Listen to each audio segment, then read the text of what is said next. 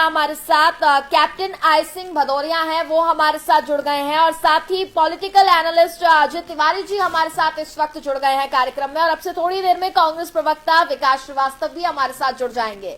सबसे पहले मैं अजय तिवारी जी आपसे ही बात कर लेती हूँ। अजय जी, जिस तरीके से हमने देखा कि नेशनल हेराल्ड केस में ईडी का समन सोनिया गांधी और राहुल गांधी को दिया गया, उसके बाद अब पेशी होनी थी, हालांकि अभी तक पेशी नहीं हो पाई है और उससे पहले ही 12 तारीख यानी कि कल कांग्रेस प्रेस कॉन्फ्रेंस करने वाली है और लगातार केंद्र सरकार पर सर हमलावर है, क्या कहेंगे आप? सबसे पहले तो अरोड़ा जी, मैं आपके चैनल के माध्यम से आपके डिबेट पर बैठे भाजपा और कांग्रेस और समाज के भारत देश की प्रत्येक जनता को नमस्कार करना चाहता हूँ। जी सर, धन्यवाद। और बताना चाहता हूँ जी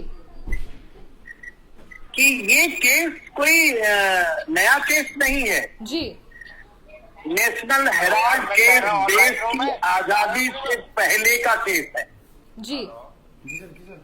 जब 3 अखबार बनाए गए थे पंडित नेहरू जी ने, बिल्कुल, जब 3 अखबार बनाया था जी, और उस 3 अखबार के चलन के हिसाब से जो उनको उस समय ठीक लगा, हाँ जी, उन्होंने उस तीनों अखबार के माध्यम से देश के लिए काम करने का प्रयास किया था।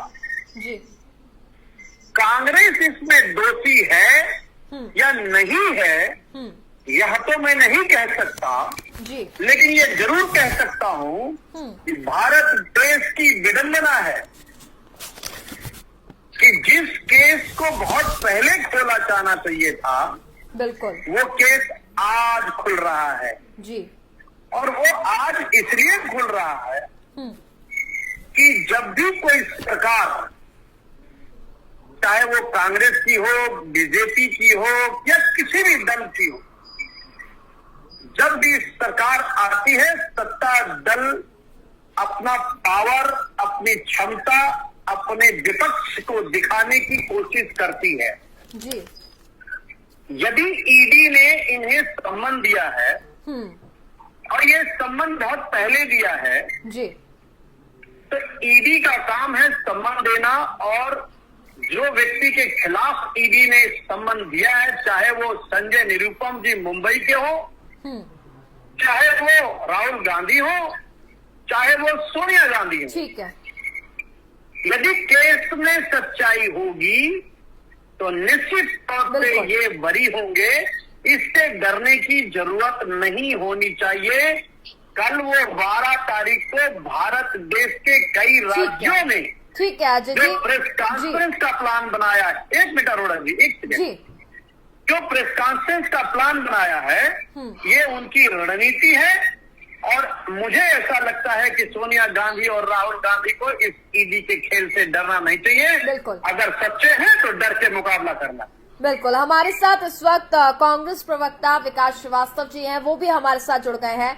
विवेक जी, जांच शुरू होती नहीं है, राजनीतिक साजिश की बात कही जाती है या फिर जांच ही नहीं होनी चाहिए? देखिए कनिका जी, भारतीय राष्ट्रीय कांग्रेस ने इस अखबार का स्थापना 1937 में स्थापित किया, नेशनल हेराल्ड जी, और इसको अंग्रेजी मानसिकता को, गुलामी की जो प्रतीक मानसिकता थी, आजादी की कुर्बानी देने वाले लोगों से प्रतिशोध लेने के लिए एक कायराना और डरपोक साजिश मानती है कांग्रेस पार्टी इस कदम को। क्योंकि इसके लिए आपको थोड़ा इतिहास में जाना पड़ेगा। 1942 में भारत छोड़ो आंदोलन के दौरान नेशनल हेराल्ड में प्रतिबंध लगा दिया गया था, जो 1945 तक जारी रहा। और आज अंग्रेजी हुकूमत का समर्थन करने वाली विचारधारा, जो सावरकर जो माफी मांगते थे, भारतीय जनता पार्टी जिनके नाम पर चलती है, जिनको अपना आदर्श बताती है, उस आजादी के आंदोलन की आवाज को दबाने वाले लोग, जिन्होंने 1942 के भारत छोड़ो आंदोलन में मुखालफत की थी कांग्रेस पार्टी की और देश के लोगों की, स्वतंत्रता संग्राम सेनानियों की, वो आज ईडी को हथियार बना करके कांग्रेस के नेतृत्व को आज घेरना चाहते हैं। ये कायराना और डरपोक साजिश मानती है कांग्रेस पार्टी और देश को ये गुमराह कर रहे हैं। क्योंकि भारतीय राष्ट्रीय कांग्रेस में जो इसके तथ्य है उसको समझ लीजिए। मात्र 90 करोड़ रुपए की राशि अपनी पार्टी ने, इस कांग्रेस पार्टी ने इस अखबार को संचालन के लिए, इस अखबार के दफ्तर को, उनके बिजली किराया भुगतान, इसके लिए प्रिंटिंग के लिए दिया। ठीक है विकास जी, सवाल ये भी उठता है जब कोई दिक्कत नहीं है तो ईडी के सामने पेश होने में क्या दिक्कत हो रही है? इससे पहले भी हमने देखा, हालांकि सोनिया गांधी जी कोरोना पॉजिटिव पाई गई, उन्होंने समय मांगा है। वही राहुल गांधी को भी दिया गया नोटिस। फिलहाल अब 13 तारीख को वह ईडी के सामने पेश होंगे, लेकिन उससे पहले ये बताया जा रहा है कि कांग्रेस प्रेस कॉन्फ्रेंस करने वाली है। एक बार जांच तो होने दी जाए, जांच में क्या दिक्कत है सर? देखिए 2013-14 में सुब्रमण्यम स्वामी जी ने जब नेशनल हेराल्ड के खिलाफ को लेकर के कांग्रेस के ऊपर जो मुकदमा दायर किया वो विचाराधीन है, और वो मुकदमे में हमारे नेताओं ने अदालत में पेश हुए हैं। अदालत और भारतीय संविधान और कानून का उन्होंने सम्मान किया है। ईडी ने आज राष्ट्रपति चुनाव के चंद दिनों पहले हमारे नेतृत्व पर, कांग्रेस के जो नेतृत्व करता है, हमारी सोनिया जी पर, राहुल जी पर, इस देश की राजनीति को बदलने के लिए जो एक इन्होंने हथकंडा अपना रखा है कि उलूल जुलूल बातें करना, दुष्प्रचार करना और देश की जनता को गुमराह करना, उस मामले को लेकर कांग्रेस पार्टी देश की जनता के सामने, उस देश की जनता की अदालत में खड़ी है। और आप मीडिया ही हमारा माध्यम है, लोकतंत्र में सच्चाई को सामने लाने का काम ईमानदार और निष्पक्ष मीडिया ही करती है। ठीक है, तो हम अगर मीडिया से बात कर रहे हैं तो ये पेट में दर्द आरएसएस बीजेपी के लोगों को क्यों हो रहा है? ठीक है, हमारे साथ बीजेपी प्रवक्ता आई सिंह भदौरिया जी भी लगातार बने हुए हैं। भदौरिया जी, आपका एफएम न्यूज में स्वागत है। सबसे पहले तो जी धन्यवाद। भदौरिया जी, जिस तरीके से हम देख रहे हैं ईडी ने समन भेजा है और अभी हालांकि ईडी के सामने सोनिया गांधी और राहुल गांधी की पेशी नहीं हुई है, लेकिन उससे पहले ही केंद्र सरकार पर आरोप भी लगाया जा रहा है। ये कहा जा रहा है कि ईडी को एज अ मशीनरी सरकार यूज कर रही है। बिल्कुल कनका जी, एक कहावत आपने सुनी होगी कि चोर की दाढ़ी में तिनका।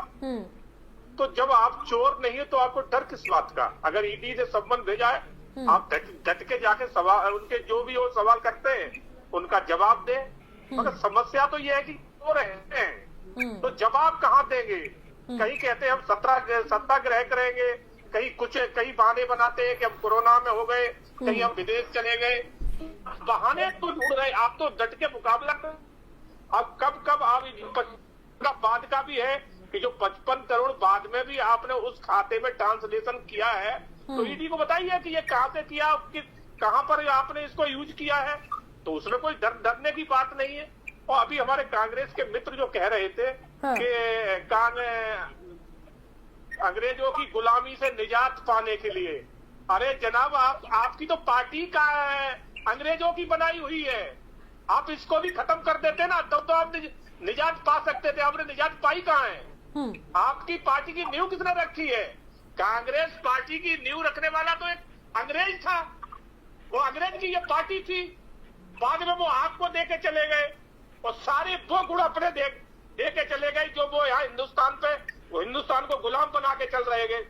तो ये कनका जी जो बड़ी बड़ी बातें करते हैं कांग्रेस, सावरकर के लिए जो इन्होंने जो शब्द यूज करे, सावरकर ने बलिदान किया है, त्याग किया है। सावरकर का नाम ही बलिदान और त्याग है।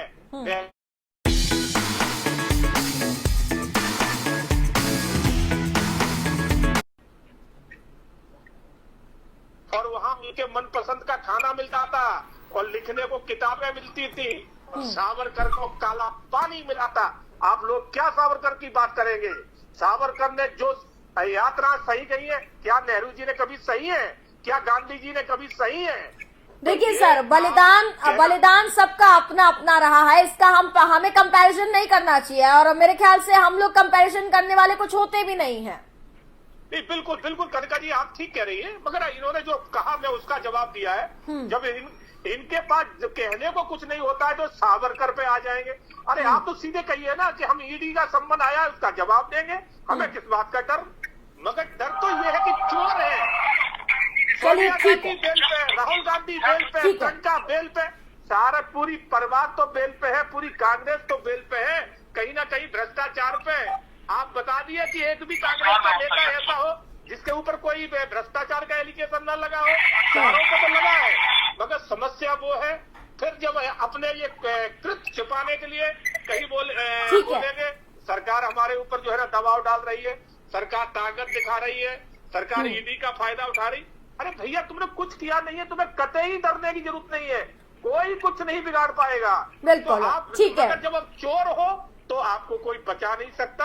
आप लाख कोशिश करें बचने की, लाख बहाने बनाए कि हम बीमार हैं, लाख बहाने बनाए कि हम विदेश में, आप बचोगे नहीं, आप जेल जाओगे। ठीक है, विकास जी से जवाब ले लेते हैं। विकास जी, जिस तरीके से कांग्रेस पार्टी ये आरोप लगाती हुई नजर आ रही है कि केंद्र सरकार ईडी को एज अ मशीनरी यूज कर रही है और वहीं दूसरी ओर तमाम मुद्दों से भटकाने की कोशिश कर रही है, आपका ये आरोप है। लेकिन वहीं अगर मैं बात करूं तो यूपीए के शासनकाल में सुप्रीम कोर्ट ने एक बात कही थी, शायद आपको याद होगी, कि सीबीआई पिंजरे का तोता है।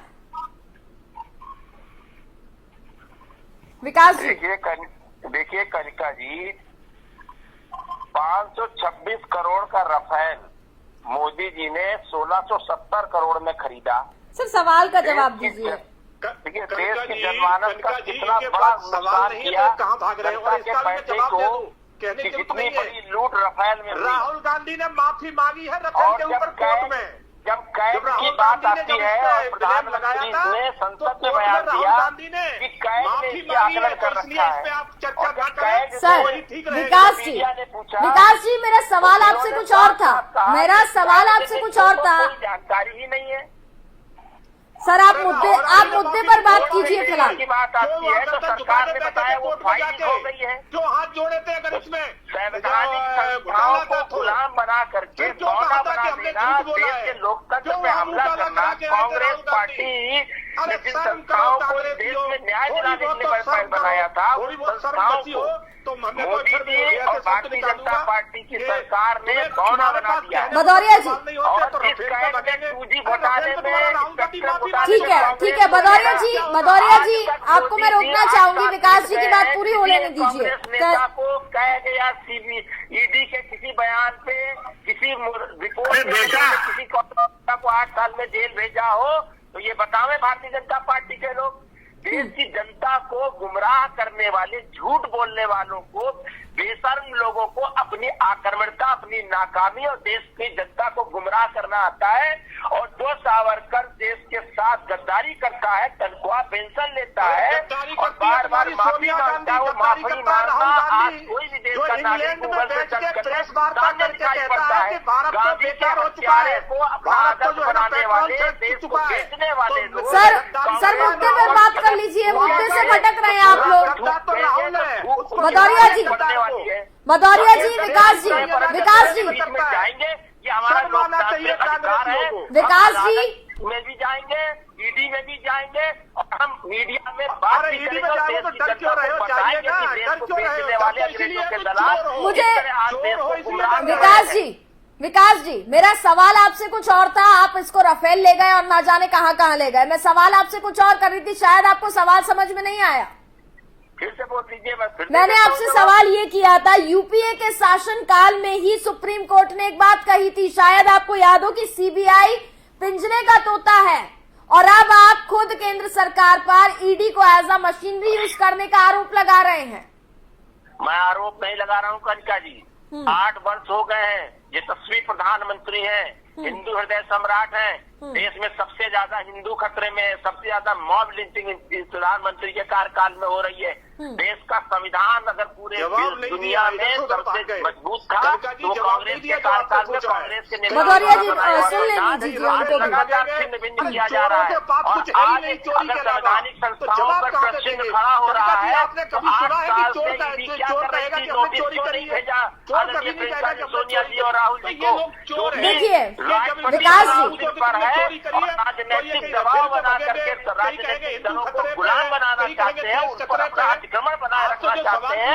इसलिए चलिए ठीक है सबसे मजबूत पार्टी के नेतृत्व पर ठीक है विकास जी, ठीक है, और राजनीतिक दलों को भय पैदा कर रहे हैं। जिस तरह लालू जी जेल में है ऐसा डर बनाएंगे और ईडी और सीबीआई कांग्रेस पार्टी बिल्कुल डरने वाली नहीं। अंग्रेजों की मुखबिरी करने वाले दलालों को मुंहतोड़ जवाब देंगे, कोई प्रॉब्लम है तो देश में प्लेटफॉर्म पे रखिए ना, इंग्लैंड में जाकर रखते हो, शर्म तो है नहीं तुम्हें, और आके झूठ बोलना शुरू कर देते। चलो चलिए ठीक है 526 विकास जी कीमत वाले विमान को 1670 करोड़ रुपए में बेच रहे हो। अरे हमने 4 करोड़ में खरीदा, फिर राहुल गांधी ने महाचोर पार्टी, इस देश को गुमराह करने वाले लोग, इस देश की जनता के गाड़ी कमाई। विकास जी ये भी जवाब दे दीजिए, फिर ये भी जवाब दे दीजिए, जब आप आरोप लगा रहे राहुल गांधी ने माफी क्यों मांगी? राहुल गांधी ने कहीं माफी नहीं मांगी। राहुल गांधी ने जो मुकदमा दायर किया, आपकी अदालत मोदी सरकार ने कहा सारी फाइलें गायब हो चुकी है, सबूत भेज अभी ये मामला खत्म नहीं हुआ है। आप देखिएगा भदौरिया जी, इतिहास में भदौरिया जी भाषा का थोड़ा मर्यादा रखिए। प्रधानमंत्री पद से भदौरिया जी प्लीज को लेकर झूठ बोल रहे हैं, तो झूठ बोलने के लिए प्रधानमंत्री सत्ता से हटते ही जेल जाएंगे। आप देखिएगा भारतीय जनता पार्टी। चलिए ठीक है अजय जी भी लगातार, अजय जी हमारे साथ बने हुए हैं, अजय जी के पास चले जाते हैं। ठीक है, आप आरोप प्रत्यारोप जारी रखिए। ठीक है चलिए ठीक है, अजय जी से हम सवाल कर लेते हैं। ईमानदार और सच्ची है। ठीक है अजय जी, जिस तरीके से हमने देखा सोनिया गांधी ने अब से कुछ दिन पहले ये बयान भी दिया, इंदिरा गांधी की बहू हूं, ना डरती हूं ना डरूंगी। ठीक है, अभी तक लेकिन ईडी के सामने पेशी नहीं हो पाई है क्योंकि उनका स्वास्थ्य ठीक नहीं है, और ऐसे में वही कांग्रेस अब आरोप जो है वो लगाती हुई नजर आ रही है। मेरे ख्याल से एक बार पेशी तो हो जाने दी जाए, जांच तो होने दी जाए। क्या दिक्कत है, जांच में क्या दिक्कत हो रही है? अच्छा जी, मैं आपके चैनल पे बैठे आदरणीय भदौरिया जी और विकास जी दोनों लोगों को सुन रहा हूँ। कोई सावरकर की बात करता है, लेकिन कोई ये नहीं कहता कि 70 साल से कांग्रेस ने ही इस देश को चलाया था।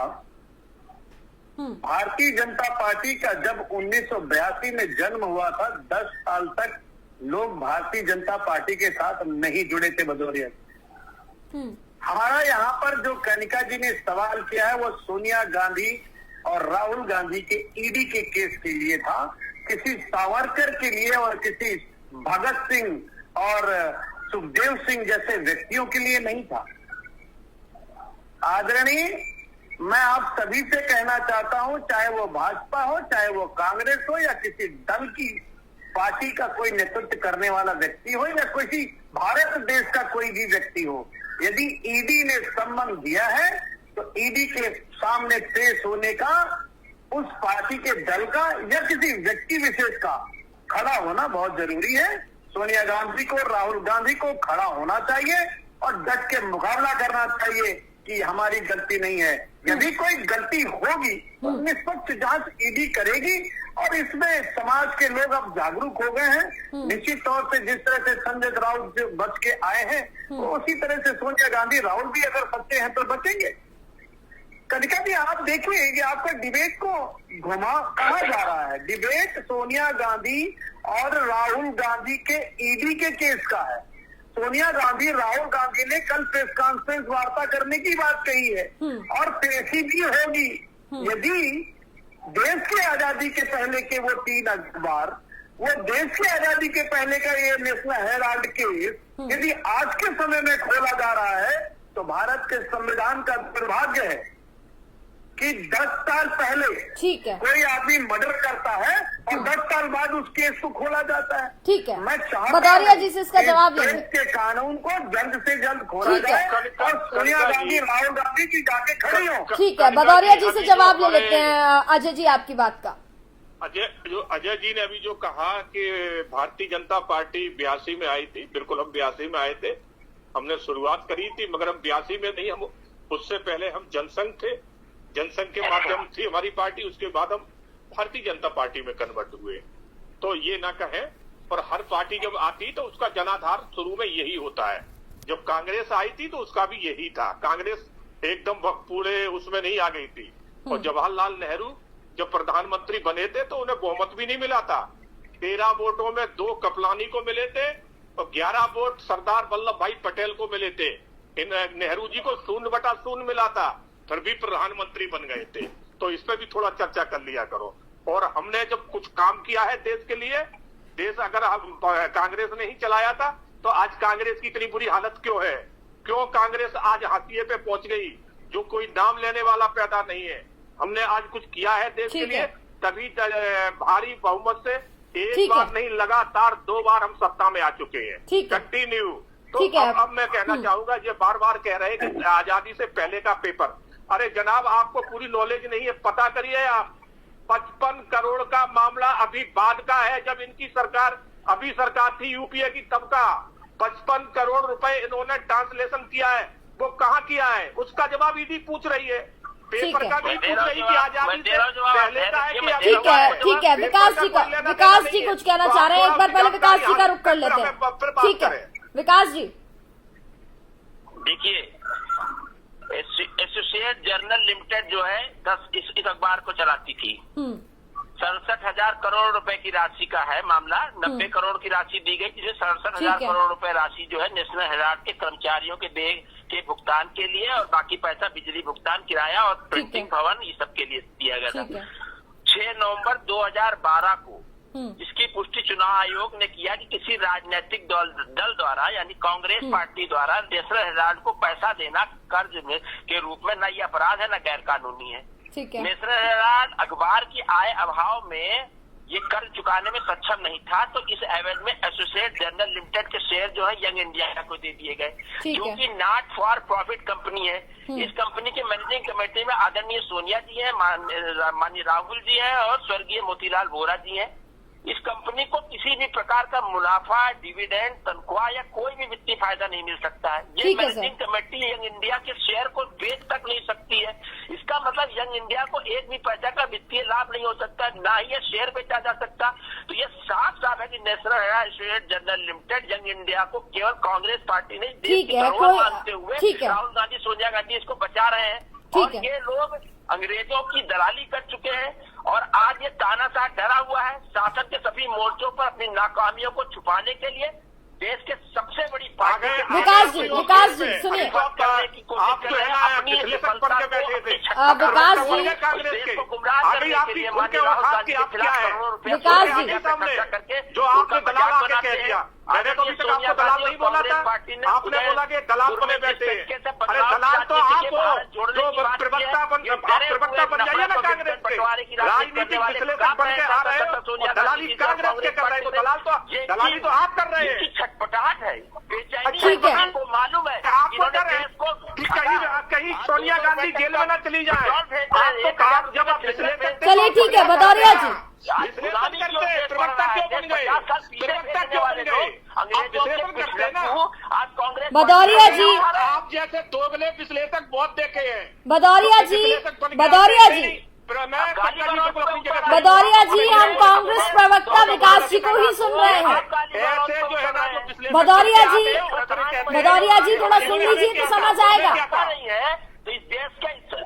भदौरिया जी, जितने जो है ना चोर बदमाश ये सब जो है ना कांग्रेस के चाटू काट रहे हैं, आज वो हाथ में नहीं लग रहा है आपको।